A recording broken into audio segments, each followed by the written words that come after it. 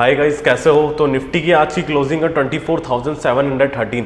तो हमने जैसा कल डिस्कस किया था अपने एनालिसिस के अंदर कि मार्केट अगर 24,964 के बाद में आता है, नीचे गिरता है और एक हल्का सा पुल बैक लेता है, उस पुल बैक के बाद में बेरिश एंगल्फिंग बनती है तो हम शॉर्ट मार देंगे। वहाँ पे सेम कैंडल का एसएल हाई रखेंगे और उसको शॉर्ट मार देंगे। तो उसी तरीके से आज ने मार्केट बिल्कुल एग्जैक्टली बिहेव किया। चलो स्क्रीन पे चलते हैं। तो मार्केट आया और एक पुल बैक लिया। पुल बैक लेने के बाद में मार्केट ने काफ़ी अच्छी फॉल दिखाई, जो मैंने आपको बताया था कि यहाँ पे आप स्ट्रॉन्ग सपोर्ट की तरह, डिमांड जोन की तरह जो एरिया ट्रीट करेगा वहाँ पे टारगेट बुक कर सकते हो। एग्जैक्टली वैसा ही हुआ है। तो चलिए अब एनालाइसिस करते हैं कि कल निफ्टी के अंदर किस तरीके से ट्रेड किया जाए। आइए स्क्रीन पे। तो मार्केट की आज की क्लोजिंग है 24,713। तो यहाँ से अगर देखा जाए तो इसको हल्का सा जूम आउट करते हैं चार्ट को। तो यहाँ पे एक डिमांड जोन है, बेसिकली बहुत स्ट्रॉन्ग डिमांड जोन है। जो स्ट्रॉन्ग डिमांड जोन हमारे पास में निकल के आता है वो एरिया है 24,334 से लेके 24,381 वाला जो एरिया है, ये काफ़ी स्ट्रॉन्ग डिमांड जोन है। आप इन लेवल्स के स्क्रीनशॉट भी ले सकते हो 24,366 से 24,376। तो ये काफ़ी स्ट्रॉन्ग डिमांड जोन है और यहाँ पे गैप भी पेंडिंग है। यहाँ पे जो गैप अप मार्केट ओपन हुआ था 12 मई को, मार्केट जो ओपन होके एकदम शार्प मूव दिया था, वो वाला भी है। अब कल के लिए जो सिनेरियोज बनते हैं उनको एक बार डिस्कस कर लेते हैं। आइए चार्ट में। तो अगर मार्केट फ्लैट ओपन होता है तो यहाँ से हमें बाइंग देखी जानी मिल सकती है। तो हमारा पहला जो हर्डल आएगा 24,787 आएगा। उसके बाद में मे भी हो सकता है मार्केट नीचे आए, या फिर 24,884 सेकेंड हर्डल होगा। और इस तरीके से मार्केट कंसोलिडेशन भी कर सकता है, रेंज के अंदर रह के मार्केट कंसोलिडेशन भी कर सकता है। जो दूसरा सिनेरियो निकल के आता है कि मार्केट अगर फ्लैट ओपन होने के बाद में मार्केट इसको वॉल्यूम के साथ में ब्रेक कर देता है 24,642 को, उसके बाद में वापस हल्का सा नीचे आता है और एक रिटेस्ट करता है और फुल वॉल्यूम के साथ में 25,544 को ब्रेक करता है, तो उसके बाद हमें मार्केट कहीं ना कहीं 24,379 के आसपास देखने को मिल सकता है। मार्केट अगर मार्केट फर्दर फॉल करता है, मार्केट फ्लैट ओपन होता है, फ्लैट ओपन होने के बाद में मार्केट 24,648 को ब्रेक करता है, ब्रेक होने के बाद में नीचे एक और हर्डल हमारे पास में रहेगा, ये एरिया वाला हमारे पास में एक हर्डल रहेगा 24,534 वाला जो एरिया है, ये भी काफ़ी हर्डल की तरह मार्केट इसको ट्रीट करेगा।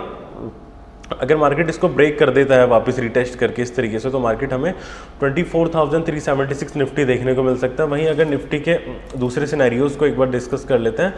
अगर हमें गैप डाउन मिलती है, क्योंकि कल का जो डेटा देखोगे, कल के डेटे में एफआईज ने अपना माल बेचा है तो माल बेच के गए हैं। तो अगर हमें गैप डाउन मिलता है, मार्केट गैप डाउन में यहाँ कहीं मिलता है, मार्केट हमें गैप डाउन में यहाँ कहीं मिलता है, तो हम किसी भी प्रकार की कोई भी हरकत नहीं करेंगे। जैसे मैं आपको बताता हूँ हर बार कि हम अपना कैपिटल सेव करेंगे। यहाँ पे मार्केट मिलने के बाद अगर मार्केट 24,340 से लेकर 24,383 इस वाले डिमांड जोन पे आता है, तो इस डिमांड जोन पे हम सेम 15 मिनट की कैंडल अप साइड में बनेगी, उसके क्लोजिंग का वेट करेंगे।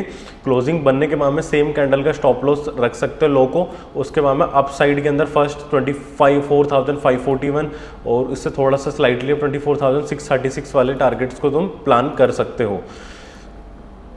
ठीक है, ये तो हो गया डाउन साइड का सिनेरियो।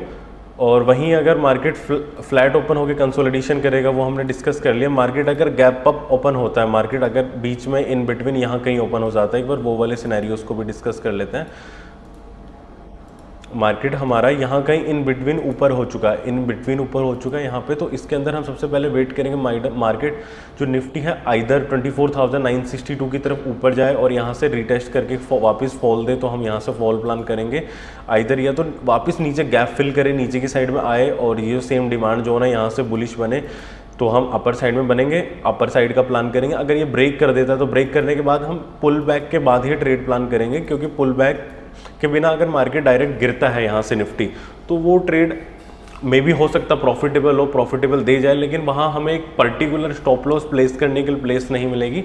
तो मैं पर्सनल अवॉइड करता हूँ इस तरीके के ट्रेड्स को। वहीं अगर मिड में अगर ओपन होता है निफ्टी, तो यहीं से जैसे डिमांड जोन से अगर बहुत बड़ी कैंडल बन जाती है, तो बहुत बड़ी कैंडल बन जाती है तो भी मैं ट्रेड करने के लिए बिल्कुल अवॉइड करता हूँ। उसके बाद में आप लोअर टाइम फ्रेम्स पे आइए 5 मिनट्स पे, और एक लोअर लोस को थोड़ा सा देखेंगे। 5 मिनट पे आने के बाद में लोअर लोस को कुछ इस तरीके से देखेंगे, तो सेम जो लो का एसएल रख के वापस टारगेट प्लान कर सकते हैं सेम। अगर मार्केट इस तरीके से एकदम से रैंडम रैपिड मूव दे देता है निफ्टी अगर किसी सपोर्ट से, तो इस सिनेरियोज में इस तरीके से हम ट्रेड कर सकते हैं। तो आइए ऑप्शन चेन डिस्कस कर लेते हैं। जैसे कि कल भी हमने देखा था 25,000 में 173.7 लाख वाइज है, मतलब माना जा रहा है कि 25,022 मई वाली एक्सपायरी को ब्रेक नहीं करेगा, बहुत ज़्यादा स्ट्रॉन्ग ऊपर की तरफ रेजिस्टेंस है। वह नीचे की साइड अगर बात करें तो नीचे की साइड में कोई भी खास लेवल नहीं है। 24,000 पर 76.4 लाख वाइज है, वहीं 24,500 पर 68.7 लाख वाइज। अगर उसके नीचे जाते हैं तो कोई खास नहीं है। मतलब अगर ऑप्शन चेन डेटा की एक राउंड फिगर एनालिसिस किए जाए तो बेरिश मार्केट को इस एक्सपायरी पे देखा जा रहा है। आइए बैंक निफ्टी पे एक बार नज़र मार लेते हैं।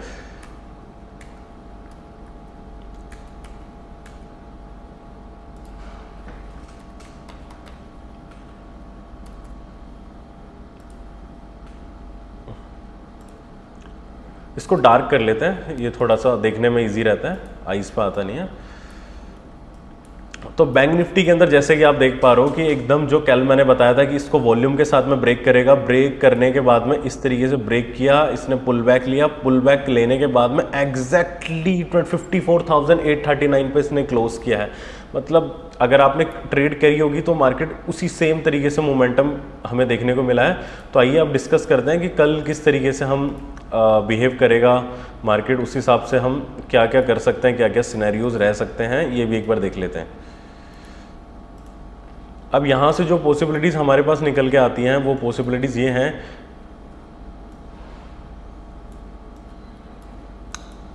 कि या तो फ्लैट ओपन होए मार्केट, फ्लैट ओपन होने के बाद में इसी रेंज के अंदर इस तरीके से कंसोलिडेशन हमें देखने को कुछ मिल सकता है, रेंज बाउंड जिसको हम बोलेंगे रेंज बाउंड मार्केट। अगर उसके बाद में अगर नीचे की साइड में फर्दर ब्रेक करता है तो ब्रेक करने के बाद में जो फर्स्ट हर्डल होगा बैंक निफ्टी में हमारा 54,594 और यहाँ से पुल बैक लेके अगर वापस 54,488 वाले लेवल्स को ब्रेक करता है तो हम 54,291 से लेके 54,352 वाले लेवल्स के लिए टारगेट प्लान करेंगे बैंक निफ्टी के अंदर।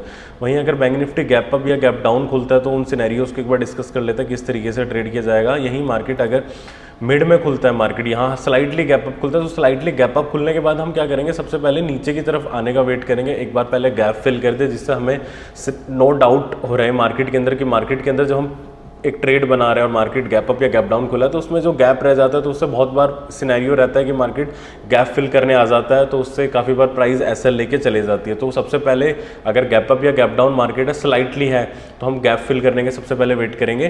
गैप फिल करने के बाद में अगर नीचे की साइड में फिल करता है तो एक ऊपर की साइड अगर एक बुलिश एंग्लिफिंग वहाँ से रिजेक्शन हमें मिलता है, T bar pin point candle मिलती है तो इस तरीके से हम अगर इस तरीके की कोई कैंडल मिलती है हैमर टाइप का मिलता है गैप फिल करने के बाद यहाँ पे तो हम फिर उसके बुलिश प्लान कर सकते हैं। अदरवाइज जो हमारा टारगेट रहेगा वो मैं एक बार बता देता हूँ आपको किस तरीके से करेंगे। अगर इन बिटवीन मार्केट कहीं पे ओपन होता है, ये पुरानी मैं ड्राइंग से इनको डिलीट कर देता हूँ ताकि आप सबको कंफ्यूजन ना हो।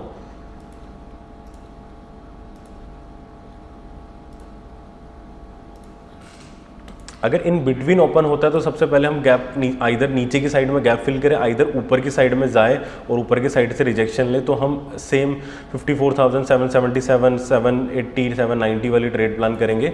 सेम इसी रेंज के अंदर कंसोलिडेशन देख रहा हूं मैं। अगर नीचे की साइड में फ्लैट ओपन होकर ब्रेक करता है तो ब्रेक होने के बाद में 54,291 से लेके 54,352 वाले लेवल्स के लिए नीचे की साइड में प्लान करेंगे। वहीं अगर आइदर अपर साइड में चले जाता है, गैप अप खुलता है तो गैप अप खुलने के बाद में वेट करेंगे सबसे पहले 55,227 से लेके 55,276 नीचे की साइड में आए, नीचे की साइड मिड में खुल जाता है गैप अप खुल के तो नीचे की साइड पहले इस सपोर्ट पे आए, इस सपोर्ट पे आने के बाद यहाँ से बुलिश एंग्लिफिंग और पुल बैक लेता है तो हम ऊपर की साइड ट्रेड प्लान करेंगे। सेम सिनेरियोज ऊपर के लिए रहेंगे हमारे, जो मैं आपको हर एनालिसिस में बताता हूँ किस तरीके से हम काम करेंगे। और मिड में खुल के ऊपर की साइड जाता है, ऊपर की साइड नीचे आके पुल बैक लेके फिर शॉर्ट प्लान कर सकते हैं नीचे। वहीं अगर इसको डायरेक्ट अगर ब्रेक करता है तो डायरेक्ट ब्रेक करने के बाद वापस एक पुल बैक लेने के बाद फिर अपर साइड में इस तरीके से प्लान करेंगे। मतलब डायरेक्ट अगर ब्रेकआउट देता है मार्केट तो इस ब्रेकआउट पे कभी भी ट्रेड मत करना, एक हमेशा पुल बैक का वेट करना। पुल बैक के वेट करने से क्या होता है कि हमें एक एसएल प्लेस करने के लिए जगह मिल जाती है। Okay guys, thank you for watching this video. अगर आपको लगता है कि इस वीडियो में कुछ न्यू इन्फॉर्मेशन ऐड ऑन की जाए या फिर इसको थोड़ा सा इंप्रूव किया जाए, किस तरीके से आपको बाकी चीज़ें जैसे कि एनएससी का डेटा वगैरह शेयर करना है और भी कुछ एडिशनल इन्फॉर्मेशन अगर आपको इन वीडियोज़ में चाहिए तो आप मुझे नीचे कमेंट कर सकते हैं।